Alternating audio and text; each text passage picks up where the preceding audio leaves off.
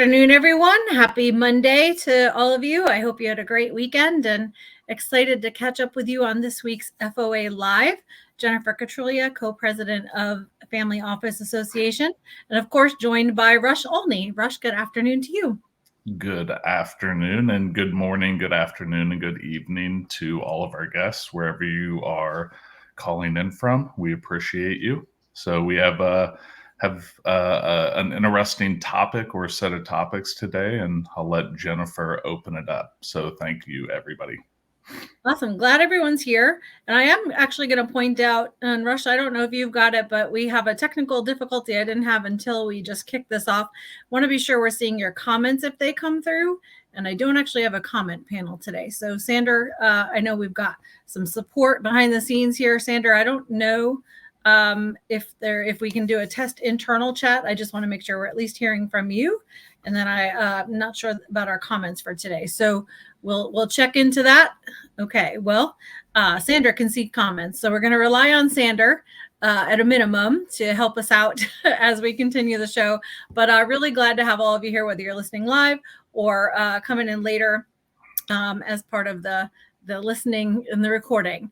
And so Evo is on. Okay, so it looks like we're getting them somehow. Maybe it's just the settings. We'll come back and check it out. But again, great to have everyone here. And so as always, we're going to run through some housekeeping today, and then we're also going to share some updates and then jump into a topic that comes up quite a bit and as a problem and as something that we're hoping to help solve. The topic is how to connect with family offices and with people who you are trying to reach. If you're someone who feels you have valuable information to share, if you're growing your company, if you're part of a family office who's exploring things that are innovative and interesting and just wanting to share that information with other families. You know, at FOA, we host a variety of events. They range from very private curated events to events that are more public. And we do that because we know a number of our members can be a little bit isolated and want to connect with other people, hear what's happening, get updated on the latest trends, and just meet new interesting people. And so we want to talk about how to do that and how to access it in a way that raises all ships rather than creating either discontent for some or not getting the message out and ultimately deteriorating that opportunity to bring everybody together in a room. So Rush, I know you've got some things, and then we'll share our housekeeping and the updates for the show. I had a few things. First off, we would like to thank David Teton for coming on last week. We really appreciate it. If you didn't attend the show live, please go take a look. Very impressive resume and body of work. And we are lucky enough to be finalizing a white paper that David is writing specifically for FOA members. If you have interest in receiving that white paper, viewing it, reach out to Jennifer, or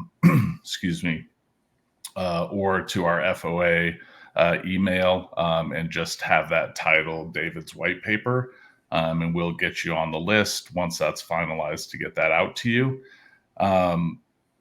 We also, along with the technical difficulties of today, have been receiving several emails or inquiries about our correspondence, our email list, and we wanted to let you know that we're aware of those.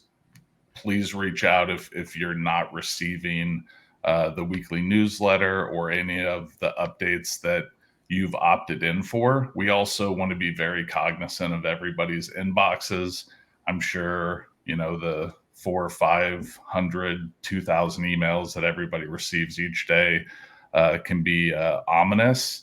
We don't want to add to the noise.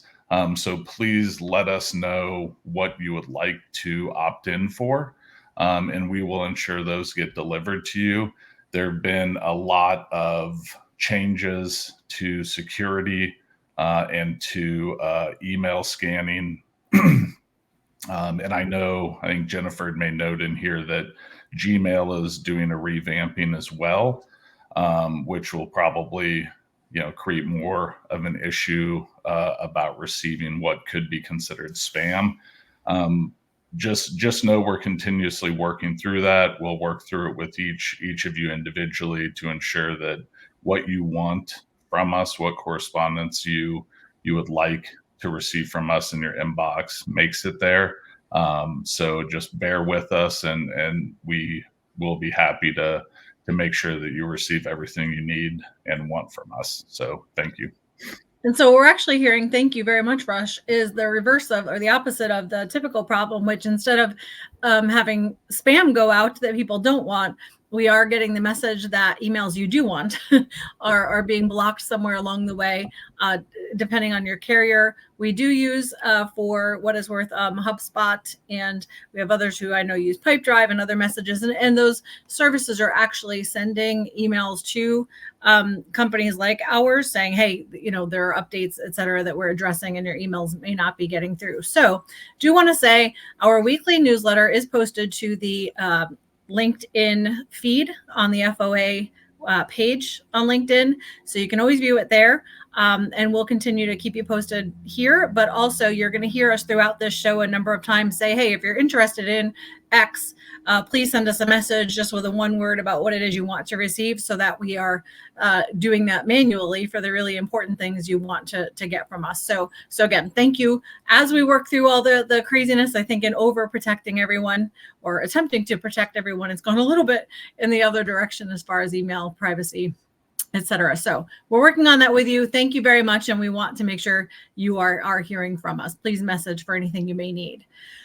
Moving on from that. So this week, in terms of events, I am actually packing up for the cold instead of leaving for someplace warm this week, which would be the goal. Headed to a really, really wonderful event with Freedom Capital Markets, Salt Lake City this week for the Family Office Summit, and excited to see a number of you there. I hope. If you are a family office and you're not looped in about this event or other Freedom Capital events, please feel free to message and let me know, and happy to communicate with the event leaders so that you get communications about future events.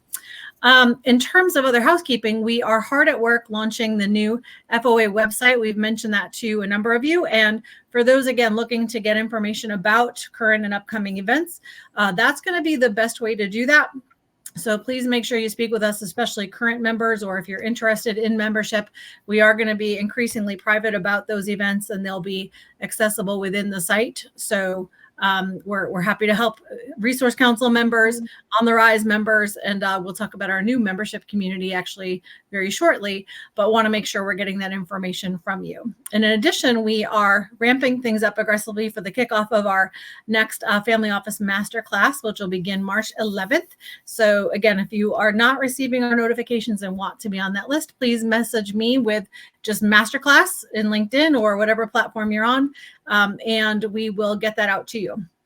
So with that, today we're going to tackle a topic, critical for our members, for our Resource Council, for family offices, and the best way to bring everyone together. And that's really that discussion about how to get everyone together in a way that is constructive and positive and welcomed versus the friction that sometimes can be caused. And so as investors ourselves, and of course, given the involvement Rush and I have with co-leading FOA, we receive a steady flow of emails, of calls, of text messages saying, hey, I have this great innovation I'm a part of. I want to, bring that to the attention of family offices. I think they really have the influence and resources and reach to help move this thing forward. And it's really, really special what you're doing.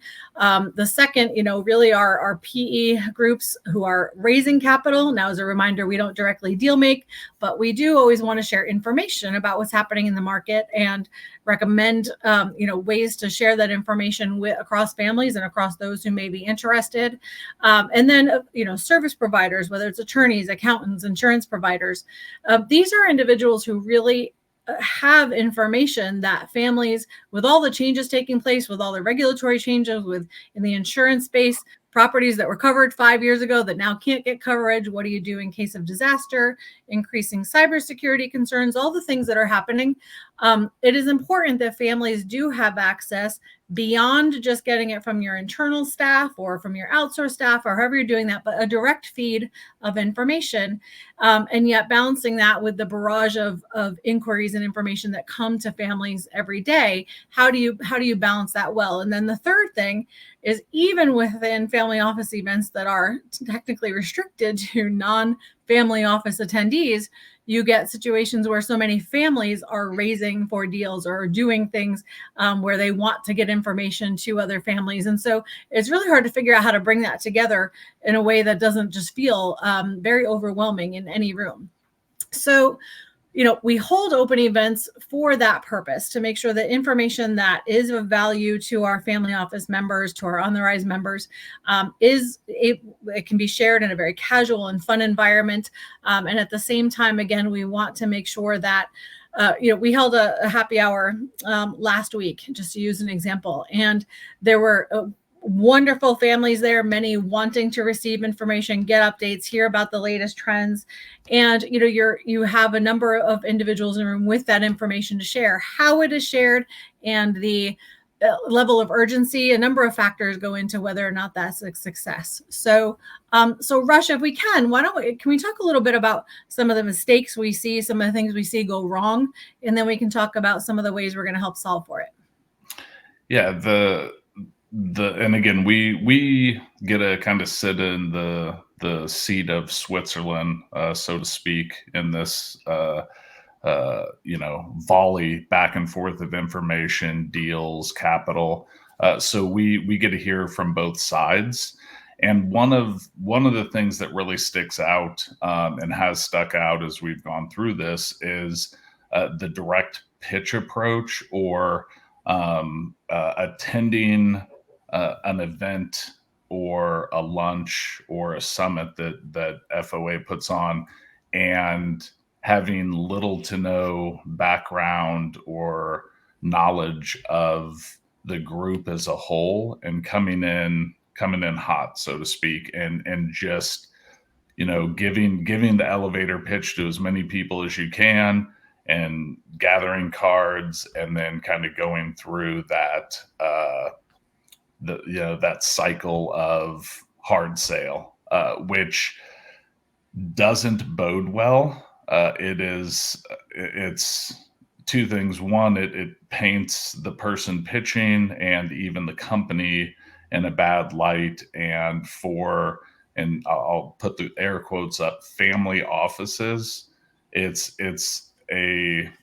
not a way that they conduct business. When you think of it, think of family first, and what that means, which is a relationship-based entity that does deals, looks for deals, but they really push and thrive for knowing the people they do business with. So it's they're hounded, they're reached out to on a daily basis with deal flow and with opportunities. You'd be hard pressed to have something that's so earth shattering that they haven't been approached by something similar, or another deal that may have a similar return profile. And so it's more of how to thoughtfully interact. And I sort of equate it to a building, which the most important part of a building is the foundation, but you don't see the foundation. You don't see the work that went into it. You don't go down and look at the architecture and the beauty of it, but that is what needs to be in place before you can do anything else.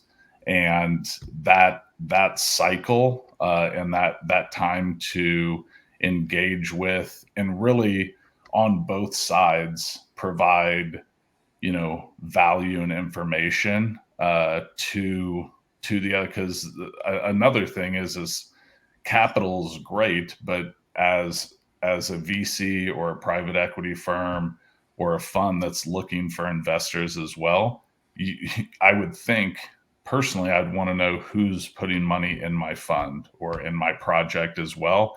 I'd like to know how they work, how we're going to work together, what that relationship would look like. So just take a little time on both sides and build out that foundation, those fundamentals, and that communication, that channel of communication before you start throwing the elevator pitch out and really just pressing people for investment. And so, and Rush, thank you very much. And I know a lot of people must be resonating and definitely strikes a chord. I'm sure we'll get messages about it. And I see for those of you who are shooting us messages saying you want information, we are seeing those come in as well. Thank you very much. So we will get that out to you. And so, we're talking obviously right now about individuals who enter the room and want to have these conversations. We do understand and I can empathize with the fact that in a lot of cases, this is a company kind of driving some of this urgency to the extent that, again, whether you're a VC, PE, service provider, some of it comes down to budget. If you're looking to raise funds, and again, FOA informational presentations only, not doing raising, not doing active deal making, all council will be happy that we shared that information over and over again in this call.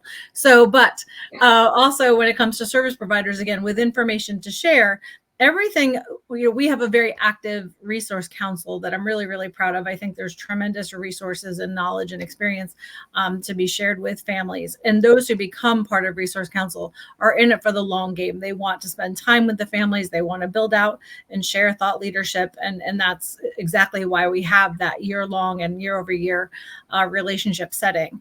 When you treat something like it's a one-off sponsorship, or when you have a budget from your company that is very lean, and you're already trying to get into a space that by design is meant to price people out in a lot of cases. So it's expensive to play in the family office space. It's time consuming to connect with everyone, get all of that. And so at the company level, there's often that split where companies just don't provide the budget that allows for sufficient time and sufficient access to really be able to build those relationships. And so my hope is over the months ahead, we can actually spend some time, we're going to have some other sessions about educating companies as well about how to really succeed at this. Because if you're going into one couple hour event and you think out of that, you're going to be able to make the relationships of your dreams and get depth, and you're the only person sharing the message you have to share, that's doomed to fail. And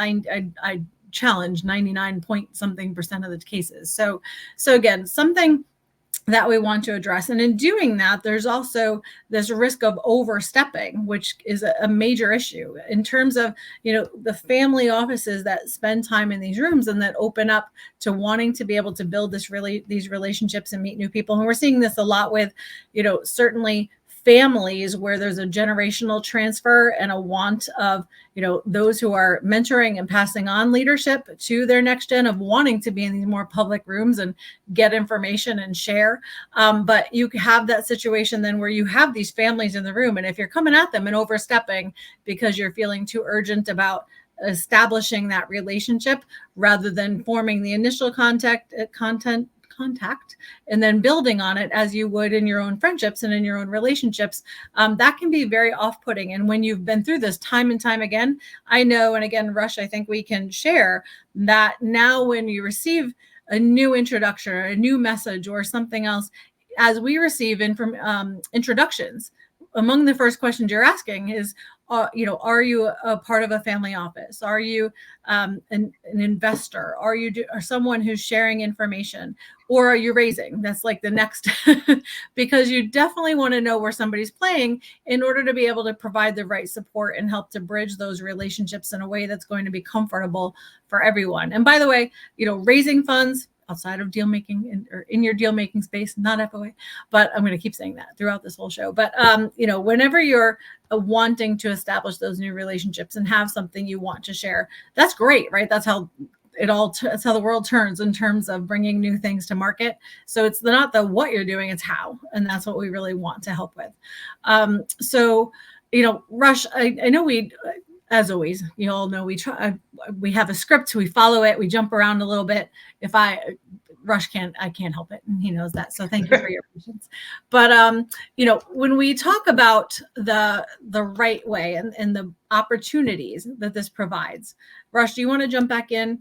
If I haven't totally thrown you off to providing some. I wanted to touch on, because I want to make sure that the service providers and sponsors understand that we understand their business cycle or their need for ROI on, like you said, an investment to sponsor an event or to become a member, to become a council member. It's the thing that I think really resonates with us as far as something to avoid is for that investment and that attendance of one event or two events to bear the fruit that someone might be expecting. It is, we call it the long game. I've heard for years, there's so much money on the sideline. There's so much money on the sideline with family offices. And while that may be factual, the freeing that money up is not the same as going to an organization, a professional investment organization. Not to say family offices are not, but a group that is made to receive pitches and to look through, hundreds, thousands of deals a year and kind of sift through and find what fits them. The family office sphere is much more a relationship based and less of the just nuts and bolts. And a lot of the investment groups look at the returns, look at key factors that have much less to do with who is delivering and a lot more of how they're going to deliver that. So that said, is just thinking along the lines of a personal relationship and how long it would take to build and how much time together it would take to sort of build out that trust of letting somebody pick your kids up from soccer practice, or it's those little things that really resonate in that family office sphere, and that trust component, not just of the project that you may be raising for, but also just your team as a whole. So it may seem it may not be the right place for certain businesses or individuals to raise. We understand that, and we're there's we don't hold anything against anybody if that's not the cycle they like to work in.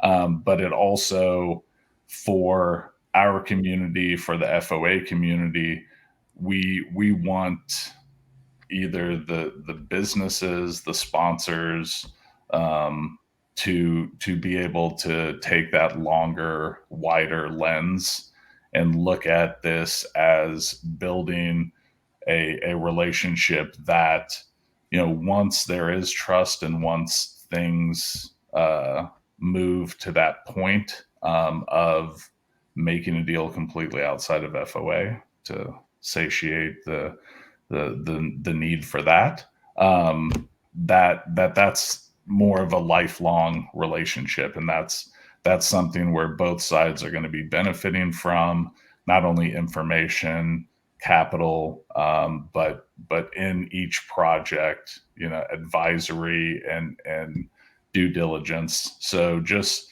it's a lot more depth in that space, and a lot more time required to build out that relationship. Awesome. Well, thanks, Rush. And now, so we've been talking about the problem. We've been talking in sort of a general sense about the important way to approach these relationships. And we even talked about, a couple things, which is the need to be prepared to spend the time and develop these long-term relationships, really by focusing first on what you can give, the thought leadership you can provide, giving 3x or more of what you ever intend to receive from the relationship as far as value, contribution, time, trust, how important all of that is. And then secondly, the message that we promise we'll continue to share with companies about the importance of family offices have, by out of necessity in many cases, worked so hard to get into now the more private clubs and to establish more gates and barriers in terms of who gets in, who spends time. And once you're inside, many of them are very much like a Starbucks. But and that's all positive things to Starbucks if any of you are listening. But but it's really it's just for that privacy. It's a gatekeeper to make sure that they can have some peace and quiet.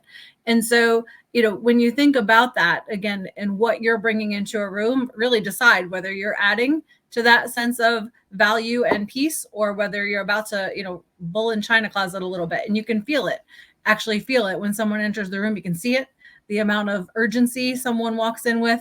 Now, again, there are exceptions. Some people are just super excited and others are, ultra calm. But in any case, how we're going to help solve for this is through, we have 2 existing membership types, which Russ is going to share a little bit about in a second.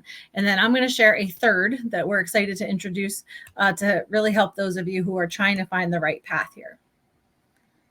So the 2 that we have, I guess, are traditional 2 offerings are Family Office, which is an exclusive membership tailored to established family offices. They know who they are. I'll just say it that way. And they're looking for assistance. They're looking for understanding information. Maybe they're about to do a transition. Maybe they're working through, again, that multi-generational handoff. Maybe they're working on becoming more of a virtual family office, and some of the consigliaries, if you will, from the past are moving on or looking to retire, and they're looking to fortify those positions in more of a virtual way. So the second is On the Rise membership, and this is wealth aggregating individuals or families that may not have made that leap to officially join a multi-family office or set up their own SFO or single family office. And they're really looking for information and potential mentorship on the do's and don'ts and how to take that next step, when it would be right to take that next step, and how to structure it. We have blogs coming out weekly now, and one of them is, what structure works for me. And that is paramount to having the right structure and team in place to optimize the benefits of setting up a family office or becoming a member of a multi-family office. So those are again things that in conversations and relationships that what FOA is really designed for, sort of on the day-to-day. And again, to the point of this conversation is, if they're in the midst of discussing that with an On the Rise member and an established family office, they don't want to have to put their guards up. We don't want to have them feel the need to put their guards up if there are people with hard sales pitches in there. We really thrive in that environment, and everybody does in that environment, where you don't have to have your guard up. So So Rush, thank you very, very much. And this is a topic that we know, and happens across family office communities, and so everyone has this issue to deal with on both sides and wanting to help. And so I am glad we have the opportunity to take a moment to address it today, really openly, and again, look for ways to help. And for those of you who have joined us, we're going to run a couple minutes over today. We try so hard to end on time, but we're going to take a couple minutes more from you. And if you have to run, thank you very much for joining, and you can pick up the tail end of this on the recording. So thank you. But what we're excited to roll out today is our new innovator membership. And so that innovator membership is one way, one of several, that we want to help provide a happy medium to give people the opportunity to come together, share value, share information, and really provide some structure for this. So this innovator membership will function in a way that provides quarterly innovation plus day opportunities for individuals who have a new product or service offering or new solution that you want to bring to the attention of FOA members and special guests. It will provide access to our membership website. It will provide the opportunity to be part of these FOA live broadcasts, potentially be a guest, our newsletter highlights. So give you access to the community very much the way that our On the Rise members and our family offices participate. And it is an active membership. You're a part of the family. How do you get in? So there's two ways to be part of that innovator circle. And the first is to be introduced by a current member of Family Office Association. And then we have a discussion with you, go through some approval steps and an application. But again, that first path in is to have a current member recommend you and support you in terms of becoming part of FOA. And the second is we will be opening up to applications and give a certain number of innovators the opportunity to apply. And those will be reviewed and discussed by the Board of Advisors of FOA. And we will extend invitations to a limited number of companies to become part of our first group of innovators. And we'll use that as sort of a beta program for the next couple of months and work out any tweaks, ask some questions, and get some feedback. And then really excited to expand that. We will be holding those innovator events in a number of locations across the country. And I say innovation or innovator plus events because beyond, individuals who are progressing through various, whether it's seed round through C and of development or scale of a company, we also, again, know that others are involved in things that are innovative in real estate and alternative investments and other things that may be at more mature stages, or again, backed and currently getting messaging from family offices. And so we know that that'll be a bit of a mixture, and we're really excited to bring all of those things together in one place, as well as thought leadership from our resource council and from invited service providers as well. So everyone will know what's going to happen in the room. Expectations will be set. Those are interested will know how to find it. And we're really, again, excited to provide that path as a solution for everyone on all sides. So Rush, a lot of things kind of in the works and coming up. We're super excited.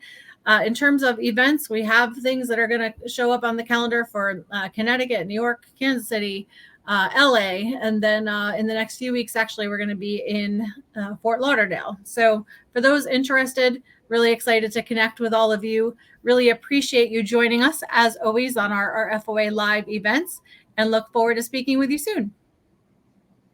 Have a good week, everybody. Thanks for the Take time. care. Thank you.